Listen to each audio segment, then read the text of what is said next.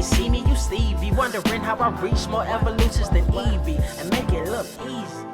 What is up, Earth's mightiest subscribers? It's Blerd without fear.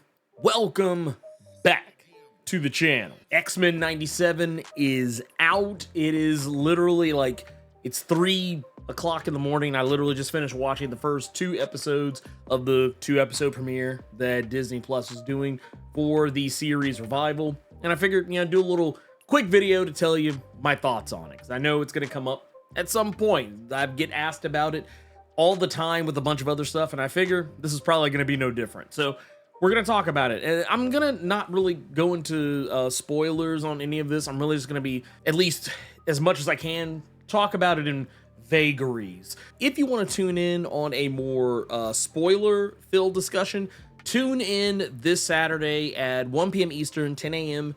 Pacific for the Blerd Cave live stream. It's a live stream I do literally every Saturday, and only about 10% of Earth's mightiest subscribers watch it. So, I mean, you're missing out. But that said, yeah, if you want me to talk about this in more granular detail, then I will be doing that this Saturday on that live stream. So make sure you subscribe, tap the bell. That way you get notifications about all that stuff. So one of the things we knew is that a lot of the cast from the original X-Men animated series from the 90s are back, though I will admit a lot of them, and I've talked about this on other live streams like the Blerd Cave, but the cast, most of them are back in their original roles, but not all of them. There are some who are actually taking on new roles because, as you might imagine, for a show that came out roughly 30 some odd years ago, a lot of the people who were on the original show, their voices have aged in ways that may not allow them to give you the same performance as what they gave you before. So yeah, there are some actors who have been moved to other roles, and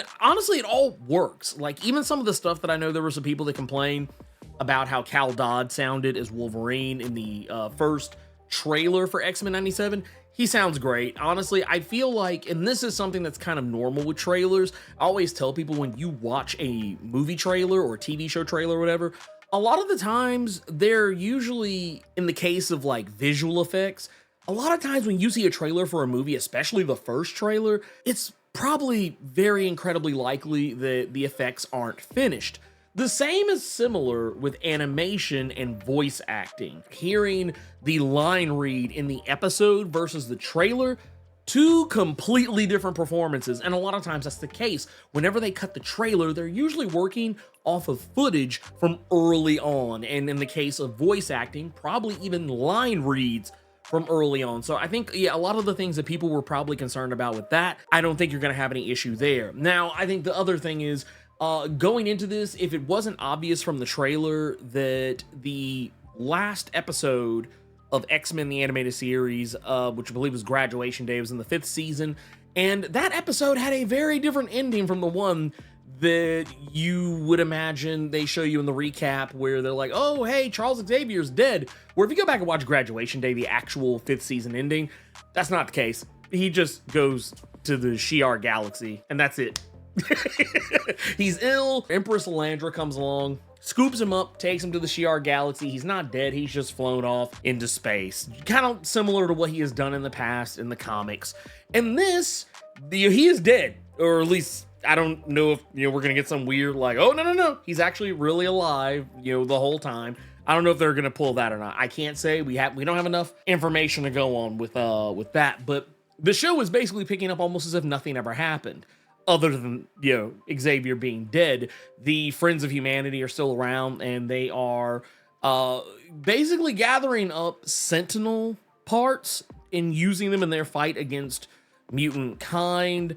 Characters like Val Cooper are hanging around a little bit more than what you would probably expect, largely because she's basically the liaison between the X-Men and the United Nations. There's some really interesting stuff that comes up in regards to Genosha. If you are the least bit a fan of the comics, I don't think I have to tell you the implications of something like Genosha getting a lot more screen time than what we had originally seen in the animated series. It didn't really get much play. As a matter of fact, the Wolverine in the X-Men series had a lot more Genosha in it than what the original animated series did. There's also a lot of casual mentions and nods of characters that you probably won't expect. There's a lot of it. Now, I know a lot of people were like hoping like, oh my god, are we gonna see a bunch of cameos? You technically see a lot of cameos in the first couple of episodes, but if you're familiar with the original series, sometimes characters showed up but didn't really show up. So, you know, you take that how you want to. As far as everything else goes, what they're doing with Magneto, as we saw in the trailer, he's supposed to be taking over the X-Men. Is this a bait and switch? Is this, you know, something that is, you know, only going to be for the first couple of episodes or whatever? I can definitely tell you that they're not pulling any funny games with that. This is, for all intents and purposes, an adaptation of the X-Men from roughly around the time of Uncanny X-Men number 200 and all that entails. So yeah, if you are somebody who is very familiar with X-Men from around that time, then I don't think I even have to tell you what it is you can expect to see. I mean, a lot of the things we saw in the trailer show us the trial of Magneto and how that is adapted. And just like with the original animated series, while there may be some instances where they take a thing or a conversation, an action set piece from the comics and would adapt it to the animated series in a way that kind of, I won't say dumbed it down, but basically kind of was able to condense it in a format where it would be viable for a Saturday morning kids cartoon. They do that very well here, yet again. And it also makes me kind of sad that all of the drama going on with Bo DeMaio has happened, because whatever it was that he was ultimately fired for, if it was something problematic, then I say by all means, let the cat go. But it's also a situation where he wrote these episodes. I know a lot of times with TV shows, sometimes there are multiple writers, but as far as writing credits go, his name is the only one you typically see. But yeah, he wrote a lot of this, if not all of it. And I mean, yeah, it's like he had a really strong idea of what works, and it makes me a little bit sad that he's not going to be there to see the rest of it out past season one. It's been rumored that he had done or completed work on season 2, or at least turned in scripts for season 2. Don't know how or what's gonna happen with that, but yeah, I know it was also said right before he was fired that he was starting work on season 3. So yeah, season 2 is probably safe. It's gonna be season 3 we're really gonna have to worry about more than anything else. But yeah, man, it makes me sad. It makes me sad because this is off to a really strong start. This is, like, honestly, when I sat down to watch the show, I felt like I was a kid again in the 90s watching on Saturday morning, despite the fact that it is clearly well, technically it's a Tuesday night, but it's technically Wednesday morning, just based on the time that this is all being recorded. But still, the point remains that, yeah, it took me back to being a kid. I am a 41-year-old man, and I felt like I was 10 or 11 years old again. And it felt great hearing the classic theme song, which they've kind of churched it up a little bit, but I mean, it still sounds the same.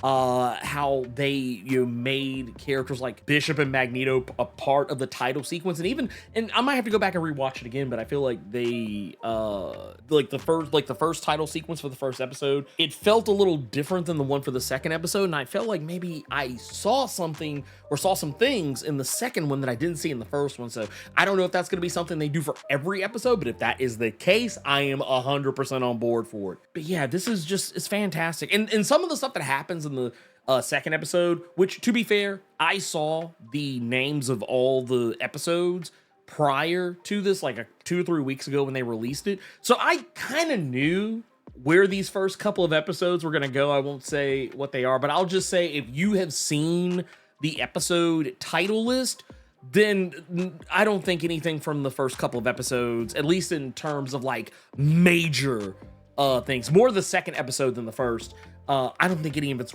really going to surprise you, but it's still going to be a little bit of a gut punch. And that's all I'll say about that. Everything else was fantastic. I know some people were upset about Morph. Morph is fine. Honestly, I think Morph is better than he was now than he was on the original show, because, well, yes, I was sad that Morph was, you know, unalived on the original show. I mean, I wasn't really carrying the torch for him. I mean, I was like, okay, man, that's cool. I mean, I read the comic, so I knew this character was not long for this earth anyway, but I do like that they did buff him a good bit. Like, it's not to say he wasn't able to do some of the things we see him do in this first couple of episodes, but he definitely feels more like the Age of Apocalypse Morph, which, I mean, makes sense because they gave him the gray head like he had in Age of Apocalypse, as opposed to just being a normal looking dude with a purple helmet. I do like it because that version of Morph, especially like if you're talking about like Exiles, Morph, and even Age of Apocalypse Morph on top of that. But yeah, still, that version of Morph was way more powerful. Like, he was a lot closer, like, you know, instead of being more like just a male version of Mystique, he was just more like an X-Man version of the Mask, which is kind of OP, not gonna lie. I thought that was really cool.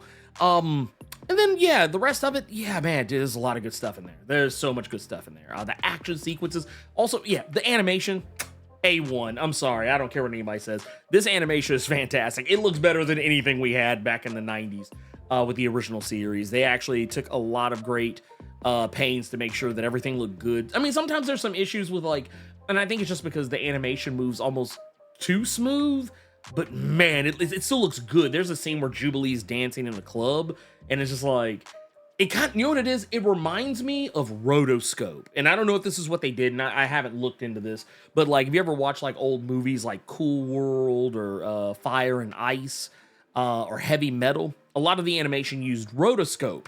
And Rotoscope animation, to me, I think Rotoscope looks fantastic. I love Rotoscope, and I wish more people did it. Basically, it's a technique where you photograph scenes with actors, but then you go back and you trace those scenes, and you flip book it just the same. You film everything, but you go back and you take each and every one of those shots, and maybe you remove a frame here or there too, but it gives this really just interesting animation that it's great. That's all I can say about it. But yeah, I'm excited. I'm very excited to see where the rest of this goes. It's off to a really good start. It's off to a really good start. And I will definitely say that if you're one of those people that you think, oh, the X-Men have gone woke, I'm sorry, but one, this was not for you in the first place.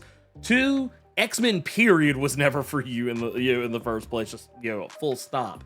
Yeah, and for three, you're not gonna like this just the same. So yeah, I think that just the long and short of it is, if you are an X-Men fan, like, and I mean a real X-Men fan who actually read the comics, who understands what they're about, I think this is for you. If you're one of those people who only looked at the pretty pictures, you didn't actually read the words, you just looked at the pretty pictures in the book, or maybe somehow, some way you watched the original series and just didn't absorb anything from it, but all the pretty flashy lights, I'm gonna go into right now.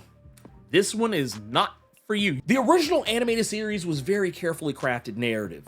This has the same level of love and attention and detail. So yeah, if you, for whatever reason, if the original series was not your thing, nothing is going to change your mind here unless somehow you matured somewhere between now and 1994. But yeah, the X-Men are back, baby.